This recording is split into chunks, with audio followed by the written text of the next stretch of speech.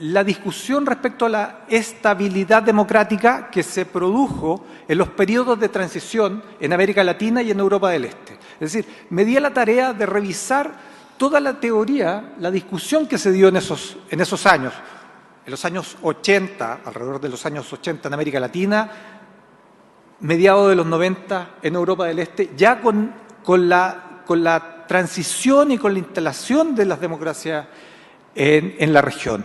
Y por dos elementos que eran básicos en ese minuto. Es decir, las transiciones eran transiciones de dictaduras a democracias. Y teníamos dos problemas. Uno era la regresión autoritaria. Ese era el punto uno. Y la segunda era la gobernabilidad democrática. Esa era la segunda. Y con esos dos elementos lo que se trataba de lograr era estabilizar un sistema democrático. Y me da la impresión de que ese es el gran desafío que tenemos para adelante. Y ese no es un desafío solo de Chile, es un desafío mundial. Bien lo decía el presidente del Senado, hoy día tenemos una discusión que no va de la derecha a la izquierda. Lo más probable es que tengamos muchos más acuerdos entre derecha e izquierda que entre esta lógica de los de arriba y los de abajo, entre la élite y el pueblo.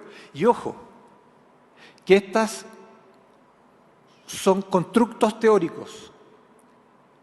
Son conceptos que se construyen para establecer una discusión, así como se establecieron en su minuto la derecha y las izquierdas para generar la discusión, hoy día se construyen estas dinámicas. Y esas dinámicas también están construidas, pero además fomentadas y amplificadas por un fenómeno que no teníamos ni siquiera hace 10 años atrás, que son las redes sociales. Todo esto genera elementos complejos para darle estabilidad a los sistemas democráticos. Y es por ello que, qué duda cabe, que la democracia está bajo acecho, y solo un dato, lo acabo de sacar en estos días, un dato que la proporción de ciudadanos que están insatisfechos con la democracia subió de 48 a 58% en el último año. Esto es una medición del año 2019, es decir, previo a la pandemia. Y esto según el reporte del Global Satisfaction with Democracy Report del 2020 publicado por el Center for Future and Democracy. Esto lo único que hace es venir a ratificar algo que ya estamos viendo, sobre todo en América Latina, a través del Latinobarómetro o de las encuestas de la POP, que no entregaban información al respecto. Y esto, agreguémosle, para acrecentar la problemática, todos los conceptos de fake news, que son nuevos, la posverdad, es decir, la construcción de una verdad alternativa. No es la interpretación, es la construcción de una verdad alternativa.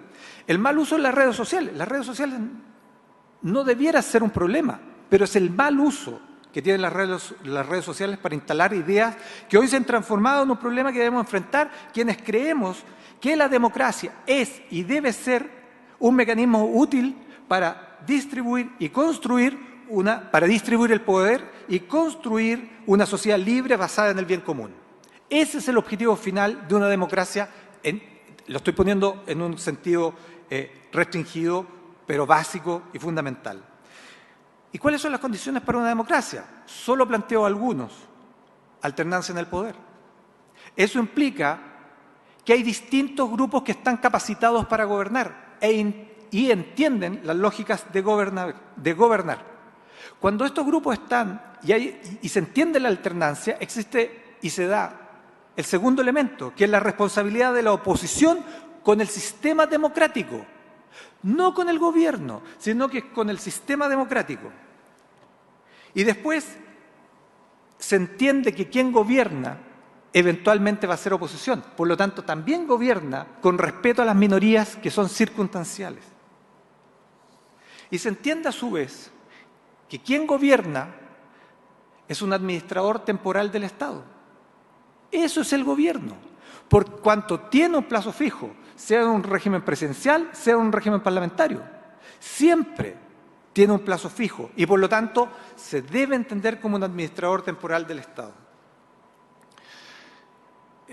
Se dice que Chile cambió, esa ha sido la frase durante prácticamente 2 o 3 años.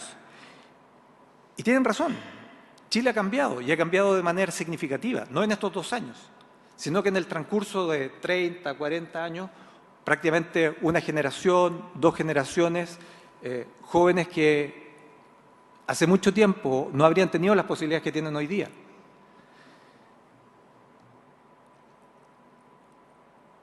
Hoy la mayor cantidad de ciudadanos se inscriben en lo que llamamos, o lo que yo denomino, grupos medios de la población. Hace mucho tiempo estudiaba el concepto de clase media. He decidido cambiarlo al concepto de estratos medios o grupos medios de la población. Me parece mucho más adecuado en plantearlo de esa manera. Y sus demandas, en muchos casos, son distintas a las que el sistema político tradicional ha ido formando. Estos grupos demandan del sistema político elementos distintos o de una manera distinta. Y por lo tanto, a veces el sistema político ha quedado rezagado respecto de la capacidad de responder. Y aquí me parece, y también rescato lo que planteó el presidente del Senado cuando hablaba de la movilidad, porque da la impresión, precisamente porque muchos de estos grupos salieron de la pobreza y miran, yo lo reflejo en esta lógica, miran sobre sus hombros hacia atrás la pobreza y no quieren volver a eso. Y también quieren seguir avanzando y ven que todos sus esfuerzos o gran parte de sus esfuerzos no necesariamente hoy día tienen la retribución que ellos sienten que merecen. Y recalco este concepto. Y esto es un elemento de movilidad social. Y creo que uno de los grandes problemas que tenemos hacia adelante es lograr encajar estos dos elementos. Y esto implica que el sistema político debe ir a la par con un sistema económico que le dé estabilidad también y converse con el sistema político. Bueno, esto también tiene que ver con el desprestigio de las instituciones y la crisis de confianza. Es decir, hemos pasado por un proceso de desinstitucionalización. Hoy día, gran parte de las instituciones que teníamos hace 20 años, hoy día prácticamente están en el suelo. Pero lo más riesgoso es que ese proceso de desinstitucionalización también afecta o lleva a la par a un proceso de desdemocratización. Es medio enredado, pero es desdemocratización, es decir, la pérdida del valor de la democracia como tal. Y eso yo creo que es mucho más riesgoso. Porque las instituciones eventualmente las podemos mejorar, cambiar o alterar, pero la democracia va a ser sumamente complejo si es que la llegamos a perder, volver a retomar. Esto da cuenta de un riesgo de populismo y un discurso en contra de los partidos y la concentración del poder. Es decir, necesitamos a los partidos políticos. ¿Son los partidos políticos esenciales y son parte de la democracia? Por cierto que son necesarios. Nos hace falta fortalecer los partidos políticos, no hacerlos desaparecer, a lo mejor transformarlos, por cierto, mejorar su funcionamiento, qué duda cabe, pero es con los partidos políticos.